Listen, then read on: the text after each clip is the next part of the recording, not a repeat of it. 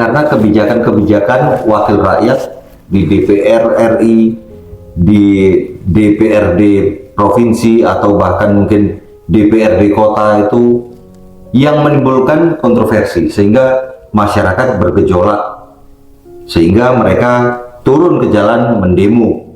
Nah, sebetulnya bagaimana sih Kiai, yang posisi yang seharusnya seorang wakil rakyat atau anggota dewan terhormat itu tadi? Nah, jadi begini loh, kan mereka ini wakil rakyat, kita ini kan rakyat ya. Iya. Mayoritas penduduk Indonesia kan rakyat mayoritasnya. Maka tatkala rakyat itu ingin menyampaikan ide-ide terhadap pemerintahan, pemikiran-pemikiran, atau juga kondisi umat dan rakyat yang sesungguhnya apa yang terjadi, kan butuh wakil kan. Wakil rakyat. Ya namanya wakil rakyat. Karena itulah tatkala pemilu dipilih wakil rakyat begitu. Maka seharusnya namanya wakil rakyat ya menyuarakan suara rakyat gitu. Bukan wakil rakyat kemudian menyuarakan suaranya pribadi atau keluarga, kan begitu. Lah di Indonesia ini aneh. Di Indonesia ini kebanyakan wakil rakyat tatkala sudah dipilih maka mereka itu lupa terhadap rakyat. Tidak mau komunikasi dengan rakyat. Nah ini yang terjadi. Jadi yang nggak pas, tentu banyak masyarakat yang kemudian mendemo itu karena nggak puas. Masa wakil rakyat nggak cocok dengan aspirasi masyarakat? Begitu yang saya tahu. Nah kalau menurut Ustadz Joni, kayaknya beda nih nih. Kalau wakil rakyat sekarang disalahkan, kami di Sumatera Barat itu nggak setuju rasanya. Kenapa dipilih pemimpin yang nggak sholat? Tuh. Jadi kalau misalnya anggota dewan tulisannya sekarang nggak terjaga, yang salah tuh kita. Kenapa kita pilih? Ya kan? Kadang-kadang cuma gara-gara sembako kita pilih dia. Ketika ada seorang calon anggota dewan, saya ngisi kajian Maulid Nabi ini, Tabligh Akbar. Saya sampaikan kepada jemaah, jangan pilih calon anggota dewan yang nggak sholat, saya bilang. Jangan pilih calon anggota dewan rumahnya dekat masjid tapi nggak pernah sholat ke masjid. Jangan pilih ini calon anggota dewan, saya bilang.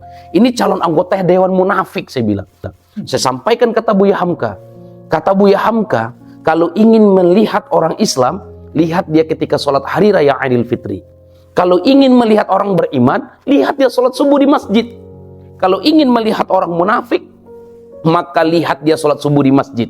Ini calon pemimpin, rumah dekat masjid, tapi tidak pernah sholat subuh ke masjid. Ini calon pemimpin munafik, saya bilang. Jangan pilih calon pemimpin seperti ini. Apa yang antum sampaikan ya saya setuju.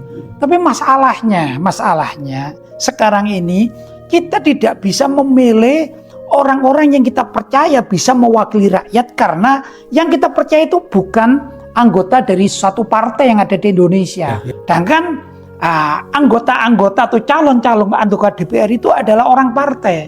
Ini kan masalah juga. Misalnya ya, di kampung saya ini ada orang yang luar biasa, idola saya gitu. Tapi beliau tidak masuk di partai. Apa bisa kita jadikan wakil rakyat? Nah kita ini disuguhi dengan calon-calon wakil rakyat yang tidak familiar dengan rakyat.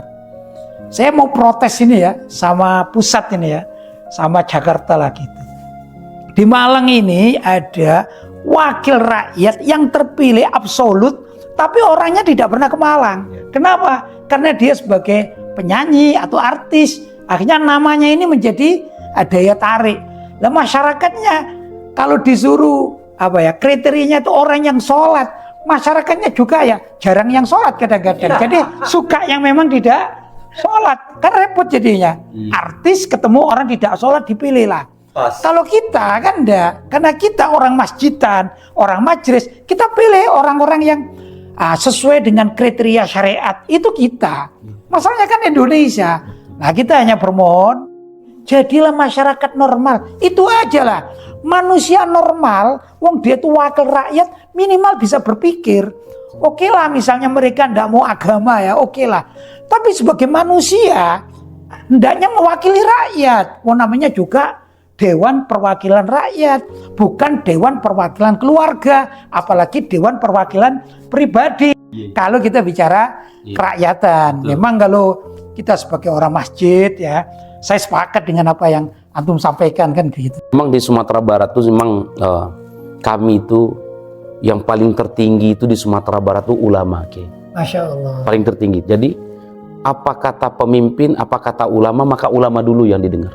Masya Allah. Nah, itu di Sumatera Barat. Warga Melayu ya? Iya, warga Melayu. Maka di Sumatera Barat tuh kalau Kiai pernah mendengar ada namanya 3 tungku sejarangan. Iya. 3 tungku sejarangan ini ulama tuh paling tinggi. Masya Allah. Jadi kalau misalnya ulama itu di bawahnya tuh ada pemimpin umaro. Di bawahnya itu baru ada Niniak Mama. Niniak Mama ini tokoh adat. Ya. Nah, jadi kalau sudah ada ulama baru pemimpin yang didengar. Masalahnya Ustaz, Iya.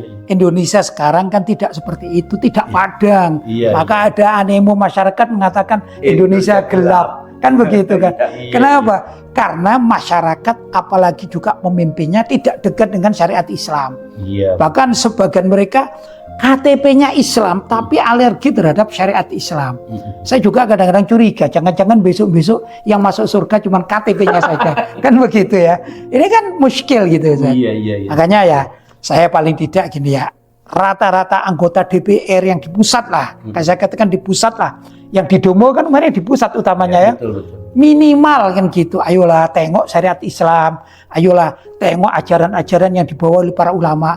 Mudah-mudahan dengan demikian Indonesia jadikan Indonesia yang berkah, menjadi baldatun thayyibatun warabun ghafur. Saya kira begitu. Oke, terima kasih sekali atas informasinya Ustaz Joni. Terima kasih atas perbedaan pola pikirnya Ustaz. Masya Allah. Tapi perbedaan pola pikir itu kan yang membuat kita menjadi satu. Betul, betul.